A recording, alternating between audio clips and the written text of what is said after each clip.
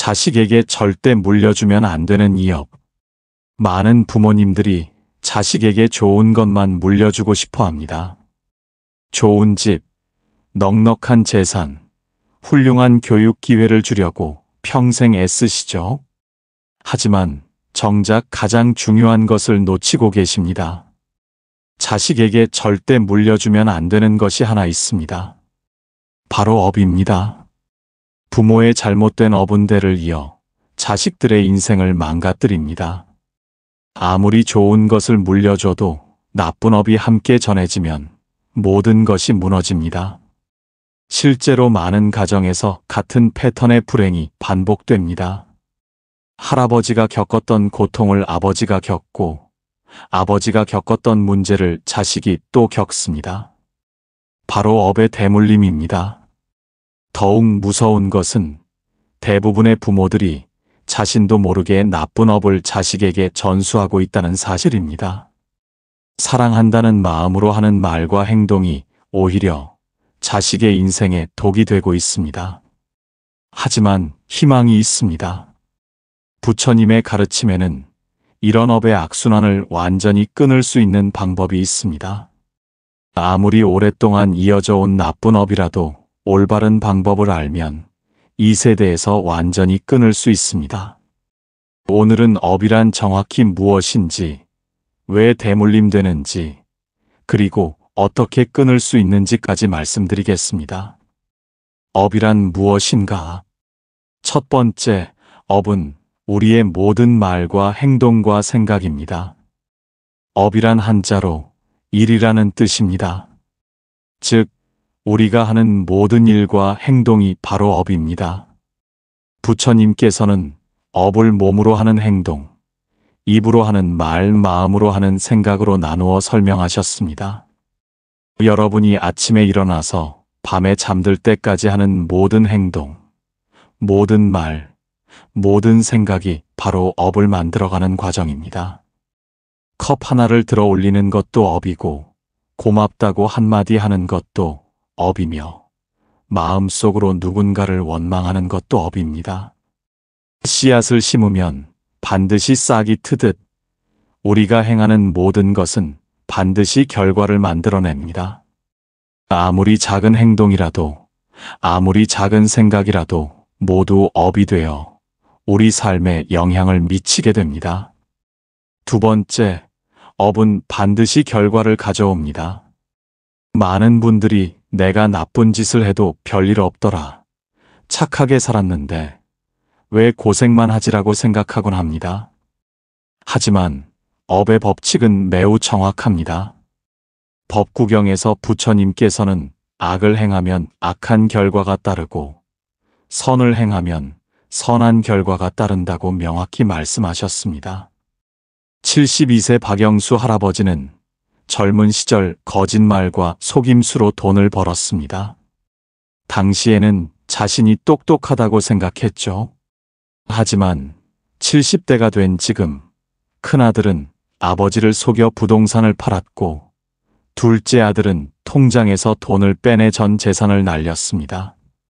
자신이 뿌린 씨앗을 정확히 거두고 있는 것입니다. 업의 법칙은 수학 공식처럼 정확하고 예외가 없습니다. 세 번째, 업은 대를 이어 영향을 미칩니다. 강물이 위에서 아래로 흐르듯 업도 윗세대에서 아랫세대로 흘러갑니다.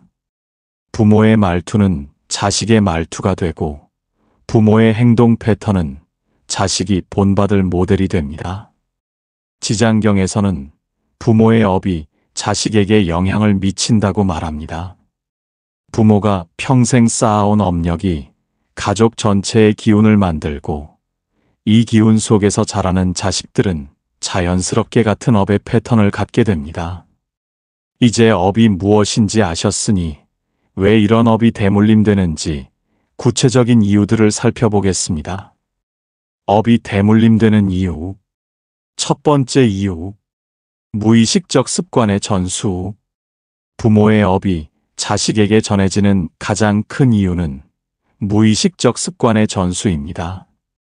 63세 이영희 할머니는 평생 세상이 왜 이래? 저 사람은 왜 저래라는 불만의 말을 달고 살았습니다. 40년 동안 이런 말을 들으며 자란 딸은 똑같은 말투로 세상을 바라보게 되었고, 손자까지 너는 왜 저래라며 부정적인 말을 하게 되었습니다. 부모는 자신의 말투나 행동을 가르치려고 의도하지 않습니다. 하지만 매일매일 보고 듣는 것들이 자식의 무의식 속에 깊이 새겨집니다. 부처님께서는 반복된 행동이 만드는 업의 흔적을 업습이라고 하셨습니다. 두 번째 이유, 감정적 상처의 대물림. 상처받은 나무가 비뚤어진 가지를 내듯 상처받은 마음도 왜곡된 사랑을 전합니다. 어린 시절 인정받지 못한 상처가 있는 부모는 자식에게도 조건부 사랑을 줍니다. 공부를 잘해야 사랑받을 수 있다는 메시지를 무의식적으로 전달하죠. 또 어린 시절 가난의 아픔을 겪은 부모는 자식에게 돈이 최고야, 가난하면 무시당해라는 불안감을 전달합니다. 자신이 겪었던 두려움을 자식이 겪지 않기를 바라는 마음이지만 결과적으로는 물질 만능주의라는 또 다른 고통을 만들어내게 됩니다. 부모의 상처는 대부분 무의식적으로 전달됩니다.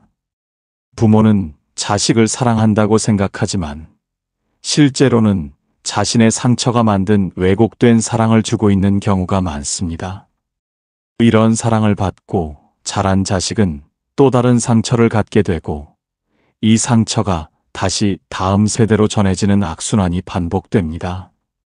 감정적 상처의 대물림은 매우 미묘하지만 강력합니다.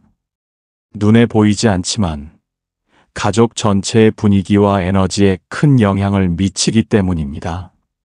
세 번째 이유, 잘못된 가치관의 전승. 65세 정만석 할아버지는 자식들에게 성공이 최고라며 의사 되어라, 변호사 되어라고 말했습니다. 큰아들은 의사가 되었지만 돈에만 관심이 있어 환자들을 돈으로만 보게 되었고, 둘째 아들은 변호사가 되었지만 승소를 위해 거짓 증거까지 만들게 되었습니다. 법구경에서 부처님께서는 마음이 더러우면 말과 행동이 더러워진다고 하셨습니다. 돈만능주의, 성과주의 등의 왜곡된 가치관이 대를 이어 전해지면서 가족 전체가 진정한 행복에서 멀어집니다. 네 번째 이유, 업보에 대한 무지. 자바함경에서 부처님께서는 무명이 모든 고통의 근본이다라고 하셨습니다. 길을 모르는 사람이 계속 헤매듯 업의 법칙을 모르면 계속 같은 실수를 반복하게 됩니다. 대부분의 사람들은 자신의 말 한마디, 행동 하나하나가 모두 업이 되어 자식에게 전달된다는 사실을 모릅니다. 또한 업보의 시간성에 대해서도 잘 모릅니다. 업보는 즉시 나타나는 것도 있지만 몇 년, 몇십 년 뒤에 나타나는 것도 있습니다. 심지어 다음 생에 나타나는 업보도 있죠. 그래서 지금 당장 별일이 없다고 해서 자신의 행동이 문제 없다고 생각하는 경우가 많습니다. 업보에 대한 무지는 또한 업을 정화하는 방법을 모르게 만듭니다. 나쁜 업을 쌓았다면 참회를 통해 정화할 수 있고, 선업을 쌓아서 악업을 덮었을 수도 있습니다. 하지만 이런 방법을 모르니까 그냥 체념하거나 포기하며 살게 되는 것입니다. 지금까지 업이 대물림되는 4가지 이유를 살펴봤습니다. 이제 이런 업의 대물림을 어떻게 끊을 수 있는지 구체적인 방법들을 알아보겠습니다. 업의 대물림을 끊는 방법. 첫 번째 방법, 자신의 업을 정확히 알아차리기. 업의 대물림을 끊는 첫 번째 방법은 자신이 어떤 업을 쌓고 있는지 정확히 알아차리는 것입니다. 대념처경에서는 몸, 느낌, 마음, 법에 대한 깨어있는 관찰을 사념처 수행이라고 합니다. 71세 김복순 할머니는 며느리가 손자에게 똑같은 부정적 말투로 화내는 모습을 보고 깜짝 놀랐습니다. 자신의 말투가 3대에 걸쳐 전해지고 있었던 것입니다. 그날부터 할머니는 자신의 말과 행동을 하나하나 관찰하기 시작했습니다. 부정적인 말이 나올 때마다 지금 내가 악업을 쌓고 있구나 라고 알아차렸습니다. 3개월 후 부정적인 말을 미리 알아차려 좋은 말로 바꿀 수 있게 되었고, 6개월 후에는 가족 전체가 할머니가 완전히 달라지셨다고 할 정도로 변화했습니다. 자신이 지금 어떤 업을 쌓고 있는지 명확히 보면 그 순간부터 변화가 시작됩니다. 매일 밤 잠들기 전에 오늘 하루 자신이 한 말과 행동을 되돌아보세요. 두 번째 방법, 진심 어린 참회를 통한 업장 소멸. 더러운 거울도 정성스럽게 닦으면 본래의 밝음을 되찾듯 아무리 많은 악업을 쌓았어도 진실한 참회를 통해 깨끗하게 정화할 수 있습니다. 금강경에서 부처님께서는 선남자 선여인이 이 경을 받아 지니다가 남에게 경멸을 당하면 이는 전생의 죄업이 소멸되는 것이다 라고 하셨습니다. 매일 아침 부처님 전에 108배를 하며 부처님, 제가 평생 지어온 모든 악업을 참회합니다. 자식들에게 좋지 않은 영향을 미친 모든 말과 행동을 깊이 참회합니다 라고 간절히 기도하세요. 세 번째 방법, 선업 쌓기를 통한 업의 전환. 67세 박정수 할아버지는 평생 술과 도박으로 가족을 고생시켰습니다. 60대에 술과 도박을 끊었지만 이미 자식들과의 관계는 돌이킬 수 없을 정도였죠. 그때 악업은 선업으로 덮었을 수 있다는 법문을 듣고 매일 새벽 절 청소, 경로당 봉사, 이웃 돕기에 전념했습니다.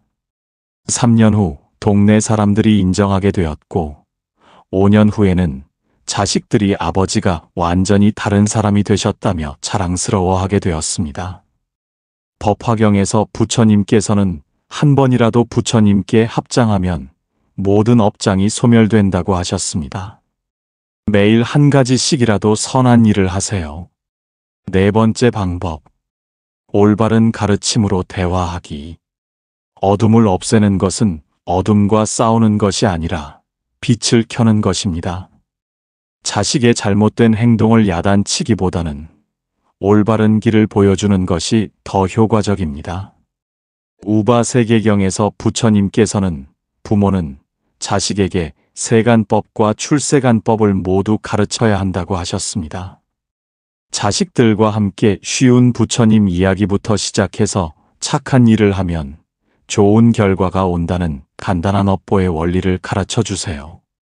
부모가 먼저 업보의 법칙에 따라 살아가는 모습을 보여주면 자식들도 자연스럽게 따라 배우게 됩니다. 다섯 번째 방법, 부처님께 간절히 기도하기.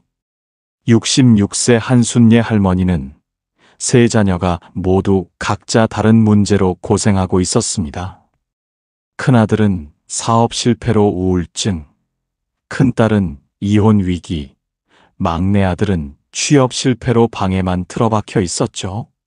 할머니는 6개월 동안 매일 새벽 4시에 일어나 지장경을 독송하며 지장보살님, 저희 가족의 모든 업장을 소멸시켜 주세요라고 간절히 기도했습니다. 그 결과 큰아들은 새로운 사업으로 성공했고 큰딸은 남편과 화해했으며 막내 아들은 좋은 직장을 구하게 되었습니다. 지장경에서는 지장보살의 원력으로 부모와 자식의 업장이 소멸된다고 합니다. 매일 가족을 위해 간절히 기도하세요. 지금까지 업의 대물림을 끊는 5가지 방법을 말씀드렸습니다. 자신의 업을 정확히 알아차리고 진심으로 참회하며 선업을 쌓고 올바른 가르침을 전하고 부처님께 간절히 기도하는 것입니다. 이 5가지 방법을 실천하시면 반드시 변화가 일어납니다. 여러분의 업이 정화되고 자식들에게 전해지는 나쁜 업의 고리가 끊어집니다. 대신 좋은 업력이 자식들에게 전해져서 온 가족이 행복해집니다. 법구경에서 부처님께서는 1000개의 촛불도 하나의 촛불에서 나온다고 하셨습니다. 여러분이 먼저 올바른 업을 쌓으시면 그 선업이 자식들에게, 손자, 손녀들에게까지 계속 전해집니다. 늦었다고 생각하지 마세요. 지금 이 순간부터 시작하시면 됩니다. 오늘부터 자신의 말과 행동을 관찰하시고 잘못된 것은 참회하시며 선한 일을 실천해 나가세요. 부처님께서는 언제나 여러분과 함께하고 계십니다. 간절한 마음으로 기도하시고 실천하시면 반드시 업의 대물림을 끊고 자식들에게 복된 인생을 물려줄 수 있습니다. 여러분 모두 부처님의 가피 속에서 가족과 함께 행복하시기를 간절히 기원합니다. 오늘도 함께 해주셔서 감사합니다.